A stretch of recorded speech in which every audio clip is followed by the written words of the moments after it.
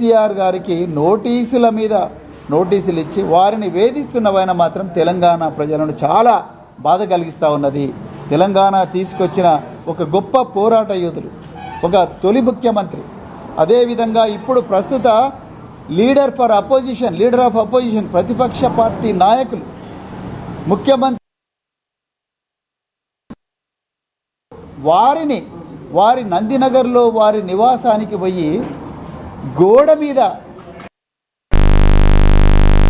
Notice 160 CRPC notice Revanth Reddy paste చేయిస్తున్నారు police వాళ్ళతోనంటేనే దీంట్లో ఎంత కక్ష ఉన్నదో రేవంత్ రెడ్డికి క్లియర్గా అర్థమవుతున్నది.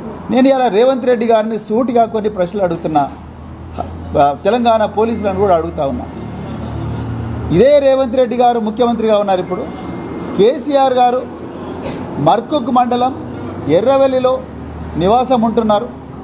మరి ఆ నివాసం ఉండే ఇంటికి ఆ ఇంటికి పొన్నం ప్రభాకర్ గారు తెలంగాణ తల్లి విగ్రహావిష్కరణ చేస్తున్నాం, దయచేసి రండి సార్ అని చెప్పేసి ఇన్విటేషన్ తీసుకొని పోతారు.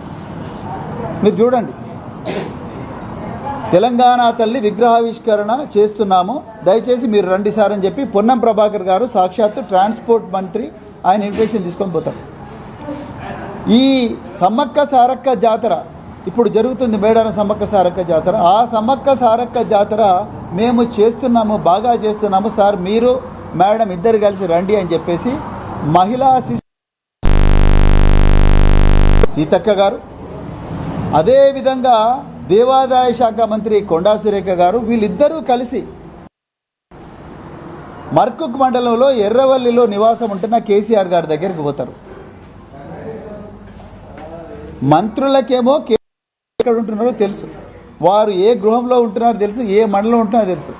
కానీ ముఖ్యమంత్రి హోంమంత్రి అయిన రేవంత్ రెడ్డి కింద పనిచేస్తున్న పోలీసులకు మాత్రం కేసీఆర్ గారు నందినగర్లో అని ఎలక్షన్ అఫిడవిట్లో ఉన్నది, అందుకొరకు అఫీషియల్ రికార్డ్స్లో నందినగర్ అని ఉన్నది కాబట్టి నందినగర్లోనే మేము ఎగ్జామిన్ చేస్తాము అని చెప్పి ఒక నోటీసు పంపించింది. మరి నోటీసు పంపించిన వాళ్ళు నోటీసు ఇంటి మీద అతికిచ్చింది. ఎంత ఘోరం! లీడర్ ఆఫ్ అపోజిషన్ ప్రతిపక్ష నాయకుడు ఇంటి ముగ్గట, ప్రతిపక్ష నాయుడు ఎక్కడుంటాడో తెలుసు. ఆ క్యాబినెట్లో ఉండే మంత్రులందరూ కూడా ప్రతిపక్ష నాయకుడు ఇంటికి పోయి రకరకాల పండగలకు కార్యక్రమాలకు ఇన్వైట్ చేయడం వచ్చు, ఫోటోలు దిగడం వచ్చు, సోషల్ మీడియాలో పెట్టడం వచ్చు, అధికారికంగా ఇన్విటేషన్ ఇవ్వడం వచ్చు. కానీ రేవంత్ రెడ్డి గారి కింద పనిచేస్తున్న పోలీసులకు మాత్రం కేసీఆర్ గారు నివాసం ఉంటున్న బంజారా హిల్సే కనిపిస్తూ ఉన్నది, నందినగరే కనిపిస్తూ ఉన్నది. అక్కడ గోడకు అంటించి వచ్చిండ్రు. ఇంతకన్నా దుర్మార్గమైన కక్షపూరిత రాజకీయం ఏమన్నా ఉంటుందా? ఒకసారి తెలంగాణ ప్రజలు ఆలోచించాలి.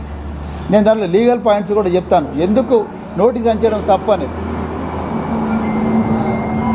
మీరు మరి హైదరాబాద్ నగర పోలీసులు కేసీఆర్ గారు ఆ నోటీస్ తీసుకొని వారు వెంటనే ఆ నోటీసు అందిన వెంటనే వారికి సమాచారం అందిన వెంటనే